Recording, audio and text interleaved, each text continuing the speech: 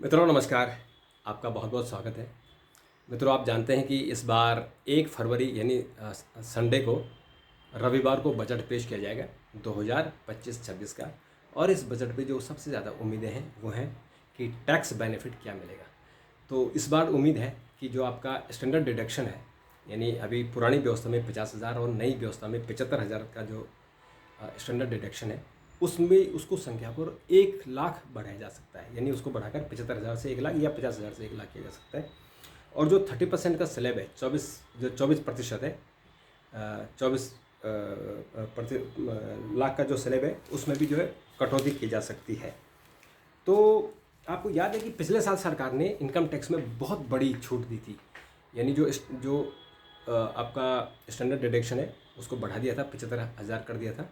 और जो total income है यानी 12,75,000 की अगर आपको इनकम है तो आपको जीरो टैक्स देना था। Zero tax.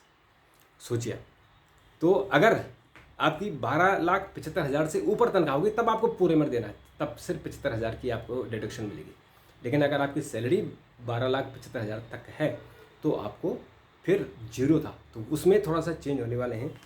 अभी जो टैक्स स्लैब है वो है 4 लाख से 8 लाख 5%, 8 से 12 लाख 10%, 12 से 16 लाख 15%, 16 से 20 लाख 20%, 20 से 24 लाख 25% और 24 लाख से जो ऊपर है उन पर 30% का लगता है।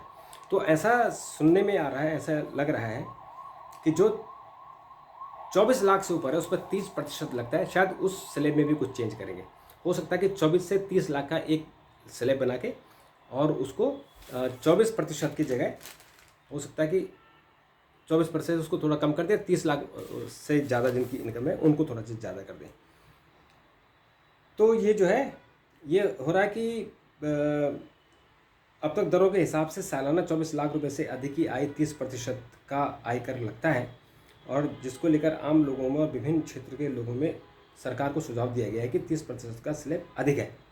तो 24 लाख से अधिक का जो है उसको 30 लाख हो सकता है कि जो 24 लाख से ऊपर का 30% टैक्स लगता है तो उसको बढ़ाकर आप 30 लाख कर दो। तो 30 लाख से ऊपर को 30% करें और 30 लाख से नीचे वालों को जो आपका टैक्स स्लैब है वो 25% है तो उसको 25% में रखा जाए। तो दोस्तों इस तरह से आपके जो आपके बजट है उस बजट में बहुत सारी चीज़ें होंगी, लेकिन मुख्य तौर पर जो लोगों का इंटरेस्ट रहता है कि हमारा उसमें टैक्स, हमारा जो इनकम टैक्स है यानी प्रत्यक्ष कर में क्या बदलाव हुए उसको लेकर बड़ी चिंता रहती है। और सभी का इसमें कहना है कि 24 लाख से अधिक का आय जो 30% है वो ज़्यादा महंगा है, उसको कम किया जाए।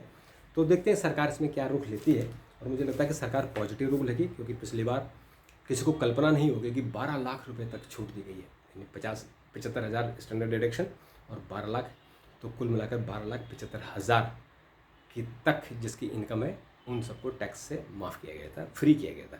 तो इस बार जो होता क्या है कि हमारे देश से बहुत सारे लोग अभी विदेश जा रहे हैं। यानी हमारे यहाँ जो बिजनेसमैन है वो यहाँ देश छोड़कर दुबई में अपना ऑफिस खोल रहा है या कतर में खोल रहा है, यानी गल्फ़ में खोल रहा है, सऊदी में खोल रहा है, इसलिए कि वहाँ टैक्स नहीं है। हमारे यहाँ टैक्स पर टैक्स है, यानी मल्टीपल टैक्सेस हैं।